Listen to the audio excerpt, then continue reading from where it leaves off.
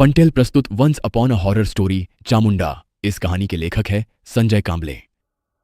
लक्ष्मण जमीन पर पड़े थे और उनके गले पर किसी ने वैसा ही तेज धार वाला कोयता रखा हुआ था। अब धीरे धीरे 8-10 आदिवासी लोगों का झुंड झाड़ियों से निकलकर सामने आ गया। उनके पास पुराने जमाने के हथियार थे, जैसे तीर, कोयता, कुल्हाड़ी। क्रूरता से भरे उन लोगों के चेहरे देखते हुए लक्ष्मण अपने आप को छुड़ाने के लिए छटपटाने लगे। तभी बाईं तरफ से किसी की आवाज आई।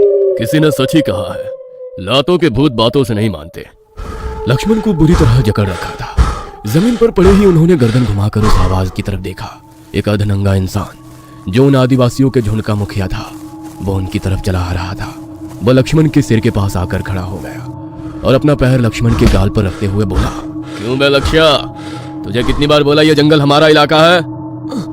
लेकिन मैंने तो सुना है ये जंगल सिर्फ जंगली जानवरों का इलाका है। जंगली जानवरों का नहीं, इस शेर का है। और यहाँ से शिकार तो क्या, पेड़ का पत्ता भी ले जाओगे तो तेरा हाथ जिस्म से अलग कर देंगे। उसकी बात सुनकर गुस्से से थोड़ा कराते हुए लक्ष्मण ने कहा, लेकिन जाना तो पड़ेगा ही। क्या करूं, बेटी से वादा किया है कि आज शिकार लेकर ही वापस लौटूंगा। अफसोस है कि आज तू अपना वादा पूरा नहीं कर पाएगा। शायद आज के बाद कभी भी। इसका बायां हाथ कोहनी से, नहीं, कंधे से काट कर अलग कर दो। उसके साथी ने लक्ष्मण का हाथ जमीन पर फैलाया। दूसरे ने उनके हाथ के ऊपर पैर रखकर जकड़ लिया। लक्ष्मण छटपटा रहा था, खुद को छुड़ाने की पुरजोर कोशिश कर रहा था, पर उन्होंने उसे बुरी तरह जकड़ रखा था। तभी हाथ में तेज धार वाला कोयता लेकर एक हट्टा कट्टा 6.5 फीट लंबा गुस्सैल चेहरे का आदमी चलता हुआ आगे बढ़ने लगा। उसके हाथ में पकड़े तेज धार वाले कोयते पर पहले ही काफी खून लगा था, जो सूख कर काला पड़ चुका था। जमीन पर पड़े लक्ष्मण की छटपटाहट देखकर मुखिया जोर जोर से हंसने लगा। उसे काफी मजा आ रहा था। उसने कोयता हवा में उठाया ही था कि तभी ऊपर पेड़ पर घात लगाए बैठे काले तेंदुए ने और उनमें जैसे अफरा तफरी हल्ला मच गया। उसके सारे साथी लक्ष्मण को छोड़ अपनी मुखिया को बचाने में लग गए, पर उस तेंदुए ने मुखिया को बुरी तरह से घायल कर दिया। तभी लक्ष्मण खड़े हो गए और जमीन पर पड़ा अपना कोयता उठाया और सीधा उस तेंदुए के गले को निशाना बनाया। और फिर मुखिया जख्मी हालत में जमीन पर पड़ा लहूलुहान होकर आ रहा था। तेंदुआ वहीं ढेर हो गया था। उस तेंदुए ने मुखिया का हाथ ही कंधे से उखाड़ दिया था। लक्ष्मण ने पेड़ों के कुछ पत्ते तोड़े और मुखिया को खाने के लिए दिए और कुछ को उसके कंधे पर बांधते हुए कहा, थोड़ी दूर पानी का झरना है, अपने जख्म वहां पर आकर अच्छे से धो लो और ये जड़ी बूटी दिन में 4 बार खानी है और जल्द से जल्द किसी वैद्य जी को दिखाओ। और तभी वहां से गुजरने वाले एक हिरन को लक्ष्मण ने तीर से जख्मी किया। मरे हिरन को अपने कंधे पर लादकर लक्ष्मण ने कहा, देखा, जिसे अपना इलाका समझ रहा था वो इन जंगली जानवरों का इलाका है।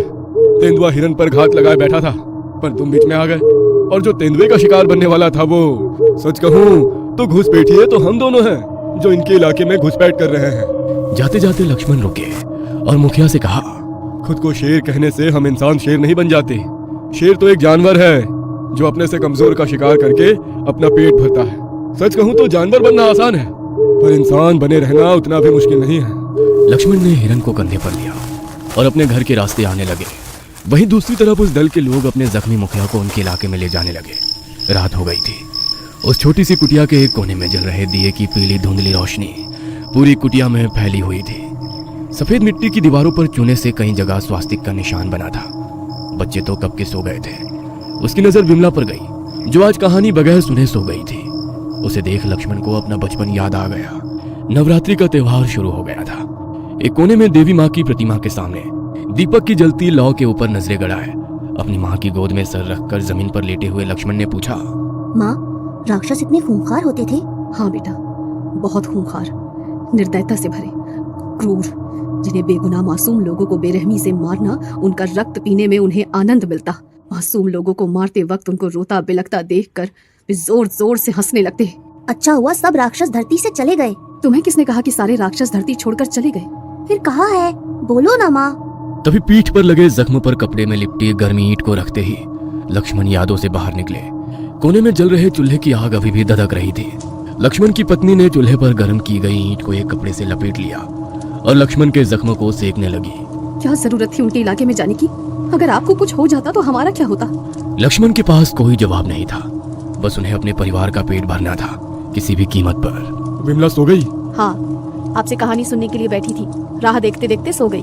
तभी कुटिया का बांस की लकड़ी से बना दरवाजा खिसकने की आवाज आई। उनका सबसे छोटा भाई रंगा अंदर आया और दीवार से सटकर बैठते हुए बोला, वो दंगड़ू संदेश लेकर आया था, ताई को लड़की हुई है। ये सुनकर लक्ष्मण का चेहरा खुशी से खिल गया। अरे वाह, यह तो बड़ी खुशी की बात है। हाँ भैया, इतवार को बेटी का नाम रखने के लिए हम सबको बुलाया है। ठीक है, बच्ची के लिए कपड़े और कुछ चांदी का गहना ले आना। मैं पाटिल जी से बात करूंगा, हम उनके खेत सींचते हैं तो वे कुछ पैसे दे देंगे। पहली बेटी के लिए कुछ नहीं ले सके थे। और हाँ, इतवार को तड़के सुबह ही निकलेंगे, रात वहीं ठहर कर सुबह वापसी करेंगे। अपने बड़े भाई के जख्मों की तरफ देखकर वो बोला, भैया हम 4 भाई हैं, फिर भी आप अकेले शिकार पर जाने की जोखिम क्यों उठाते हैं? अरे ऐसी बात नहीं है। आज के बाद आप अकेले कहीं नहीं जाएंगे और ना हम आपको जाने देंगे। इतवार का दिन पूरे घर में चहल पहल थी। छोटे बच्चे नए कपड़े पहनकर तैयार हो रहे थे तो एक तरफ घर की औरतें भी तैयारी में लगी थीं। अभी सूरज निकल ही रहा था और 12 से 15 मील का सफर उन्हें पैदल तय करना था। सब जाने के लिए निकले। 4 शादीशुदा भाई, उनकी 4 पत्नियां और बड़े भाई के 3 बच्चे, 10 साल का लड़का, उससे छोटी 8 साल की बेटी और 5 साल की एक और बेटी, दूसरे भाई के 2 छोटे लड़के। इस तरह 13 लोगों का कारवां जंगल के रास्ते अपने बहन को मिलने निकला। औरतों ने सिर पर लकड़ी की कुछ टोकरियां ली थी। गांव की हद खत्म होते ही सामने एक संकरी सड़क पर से गांव के बुजुर्ग पुजारी आते नजर आए। पुजारी जी सामने आते ही लक्ष्मण ने झुककर उनके पैर छुए और हाथ जोड़कर कहा, राम राम बाबा। राम राम। अरे लक्ष्या, इतनी सुबह कहाँ जा रहे हो? जी, छोटी बहन को बेटी हुई है, आज नाम रखने की रस्म है, आशीर्वाद दीजिए। अरे वाह, ये तो अच्छी बात है। माँ बेटी को मेरा आशीर्वाद बोलना।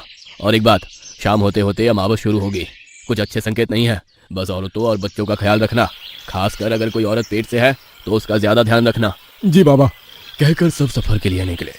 सबसे आगे बड़े भाई लक्ष्मण, फिर सारे बच्चे, उनके पीछे औरतें और सबसे आखिर में तीनों भाई।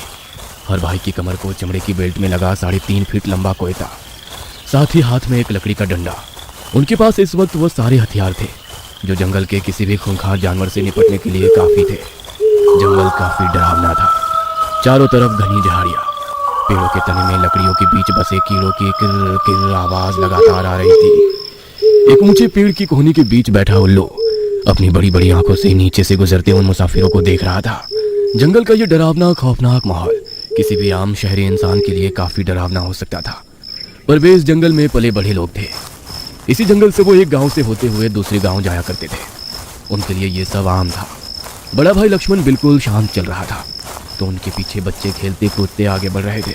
घर की महिलाएं अपने पास रखी पोटलियां सर पर ढोए घर की बातें करते हुए जा रही थी तो सबसे पीछे चलने वाले तीनों भाई खेती बाड़ी और फसल के बारे में बात कर रहे थे। सब कुछ सामान्य चल रहा था, पर सबसे आगे चलने वाला लक्ष्मण थोड़े बेचैन थे। उनके दिमाग में पुजारी की बात घूम रही थी। वे मन में सोचने लगे, आज शाम होते होते अमावस्या शुरू होने वाली है। अमावस शुरू होने से पहले वो किसी अनहोनी के संकेत दे देती है कि अनहोनी शुरू हो जाती है। वे अपने विचारों में ही खोए थे कि तभी पीछे से उन्हें अपने भाई की आवाज सुनाई दी। भैया! अपने कमर पर लगे कोयते पर हाथ रखकर वे झट से पीछे मुड़े तो छोटे भाई ने कहा, भैया, अब बच्चे आम खाने की जिद कर रहे हैं। अपने छोटे भाई की बात सुनकर उन्होंने आसपास खड़े ऊंचे पेड़ों पर नजर डाली। वहीं पर एक ऊंचा आम का पेड़ उन्हें नजर आया। ठीक है, पर जरा संभल कर ऊपर चढ़ना। सब वहीं पास ही दूसरे पेड़ की छांव में आसपास बैठ गए। लक्ष्मण भी एक पेड़ की छांव में बैठकर सबकी तरफ देखने लगे। महिलाओं ने भी अपने सर पर ली टोकरियां जमीन पर रख दी। बच्चे थोड़ी देर खेल कूद करने लगे, पर लक्ष्मण अभी भी चिंतित थे। लक्ष्मण धीरे धीरे अपने भाई की गर्भवती पत्नी की ओर देख रहे थे। उनकी आंखों में चिंता और बेचैनी साफ झलक रही थी। बाकी सभी महिलाएं बातें कर रही थी और बच्चे हंसी खुशी आम खा रहे थे, लेकिन लक्ष्मण का ध्यान पूरी तरह से अपनी छोटी भाभी पर टिक गया था जो चुपचाप बैठी थी। उसकी खामोशी बाकी सबकी चहलकदमी से बिल्कुल अलग और असामान्य लग रही थी। जब किसी ने उसके सामने पके हुए आम रखे तो उसने सिर हिलाकर मना कर दिया। उसका चेहरा बेहद शांत लेकिन अस्वाभाविक था। लक्ष्मण की छठी इंद्रियों ने जैसे खतरे का संकेत दिया। वो उसकी हर हरकत को ध्यान से देख रहे थे। तभी उसने अचानक लक्ष्मण की ओर देखा। उसकी नजरें इतनी ठंडी और भेदती हुई थी कि लक्ष्मण के रोंगटे खड़े हो गए और फिर जैसे एक पल में सब बदल गया। उसके चेहरे पर एक अजीब भयावह परिवर्तन होने लगा। उसकी त्वचा पहले पीली पड़ी और फिर गहरे काले रंग में बदल गई। बाल जो अब तक बंधे हुए थे एकदम बिखर कर उसके कंधों पर लटकने लगे। उसकी आंखें बड़ी लाल और डरावनी हो गई, जैसे उनमें आग जल रही हो। उसके होठों पर एक अजीब सी कुटिल मुस्कान आई। और वो हंसने लगी, एक कर्कश भयानक हंसी जो हर किसी के दिल में डर का संचार कर दे। लक्ष्मण को लगा जैसे उनकी सांस रुक गई हो। वह डर के मारे अपनी जगह से हिल भी नहीं सके। उसने धीरे धीरे खड़े होकर लक्ष्मण की ओर देखा। उसकी चाल में एक अजीब झटकेदारपन था, जैसे उसके शरीर पर अब किसी और का कब्जा हो। और फिर बिना किसी चेतावनी के वो अचानक बिजली की तेजी से लक्ष्मण की ओर झपटी। क्या हुआ था उनके भाई की पत्नी को? किसने उस महिला को इस कदर बदल दिया?